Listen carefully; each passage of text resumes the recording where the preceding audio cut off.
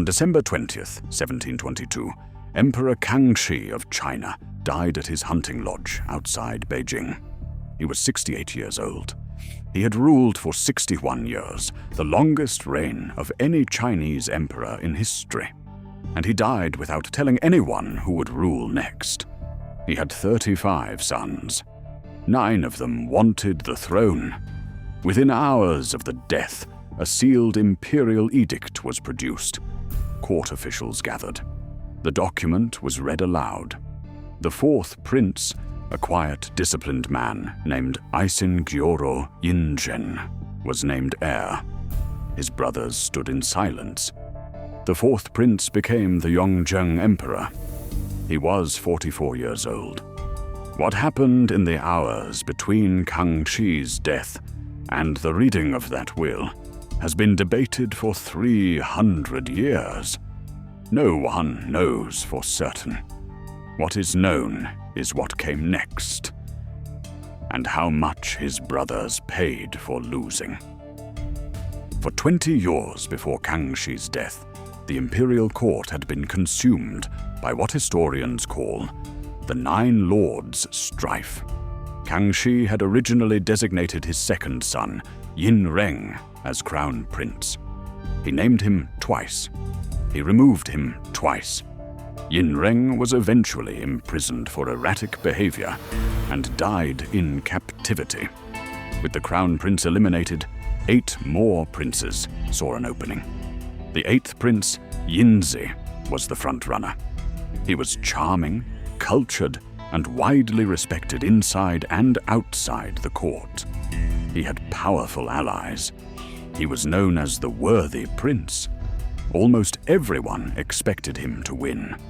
The 4th prince, Yongzheng, ran a different kind of campaign. He didn't appear to campaign at all.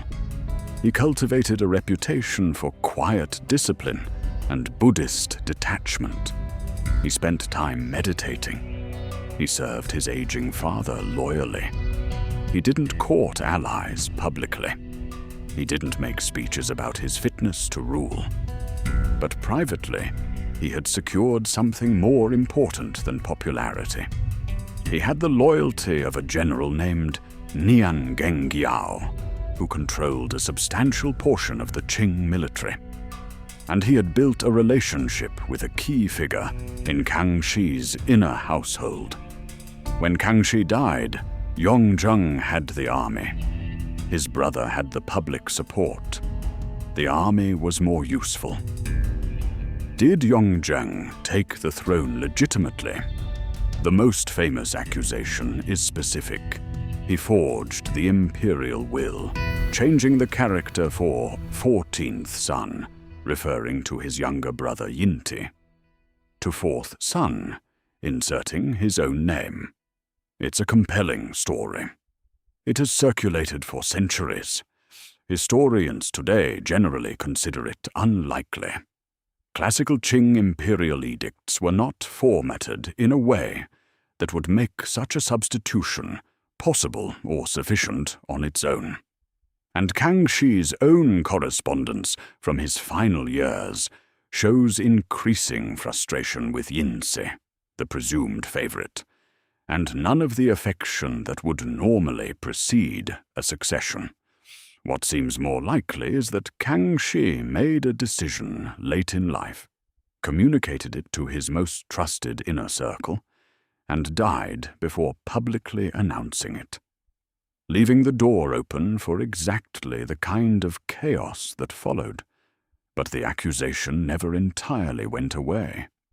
For the rest of his life, Yongzheng ruled under a shadow he could never fully remove. He wrote an entire book, the Dai Juemilu, attempting to rebut the allegations against him. The fact that he needed to write it tells you something about how seriously the accusations were taken. Once he had the throne, Yongzheng governed. This sounds obvious. It was not. Many Qing emperors delegated extensively. They issued broad policies and left implementation to a vast bureaucracy that operated on its own logic. Yongzheng did not do this. He read every memorial submitted to the court, personally. He wrote responses in red ink, and his annotations were not pro forma acknowledgments. They were detailed, sometimes extensive, sometimes brutal. There are over 41,000 surviving memorials with his personal commentary. Some responses run longer than the original document. He called officials fools. He told them their reasoning was poor. He told them to do better.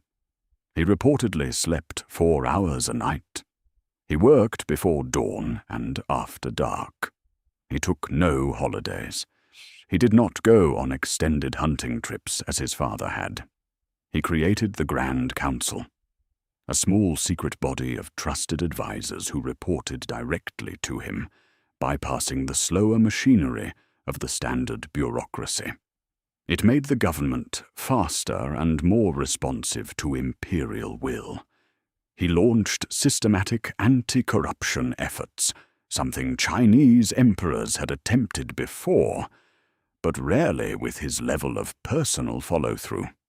In 13 years, he turned the treasury from deficit to surplus, standardized tax collection, and built the administrative foundation that allowed the Qianlong era, the most prosperous period in Qing history, to exist. As he worked, he also settled accounts. The 8th prince, Yinsi, the worthy prince, the man who had nearly won, was stripped of his imperial name and given a new one by imperial decree. The new name meant disgrace. He was demoted to commoner status, placed under close confinement, and died within the year. The official record listed illness as the cause. His supporters believed otherwise. The 9th prince died in prison the same year. The 14th prince, Yinti, Yongzheng's full biological brother, the man some believed was the rightful heir, was placed under house arrest. Yongzheng kept him alive. Some historians read this as mercy. Others read it as deliberate humiliation, keeping the rival visible and powerless. Even Yongzheng's most loyal ally did not survive the reign. General Niangeng Yao, the man who had controlled the army when it mattered most, whose support may have made the entire succession possible, accumulated too much power and too much visibility. He was charged with 92 counts of misconduct in 1726.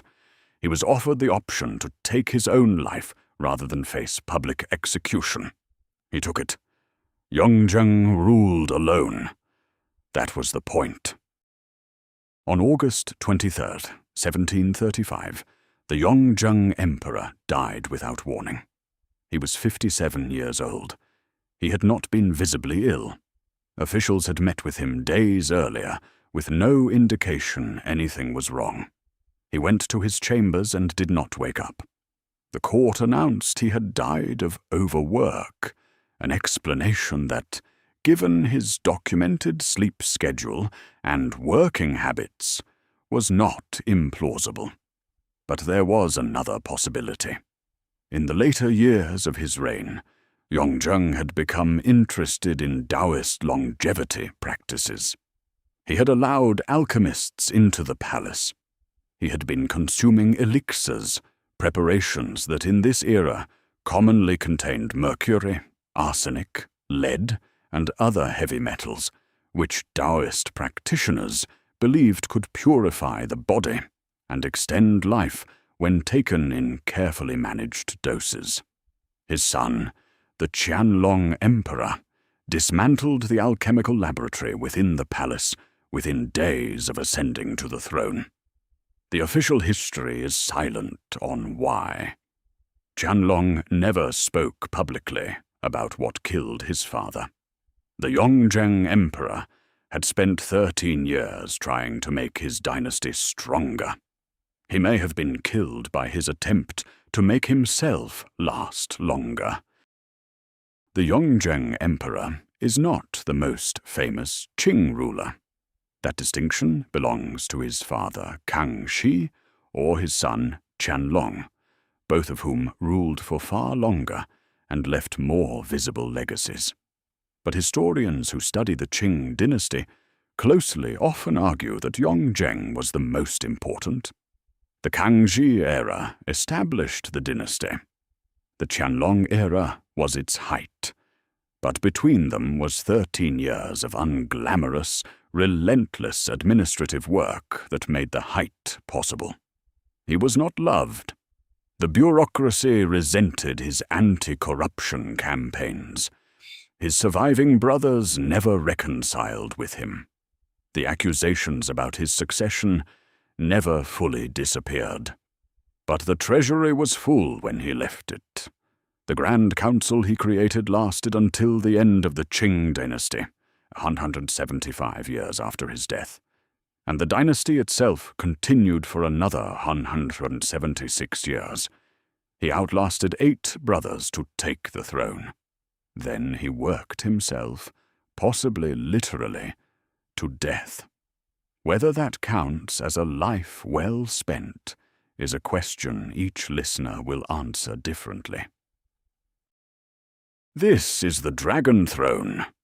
We cover the rulers of Asia.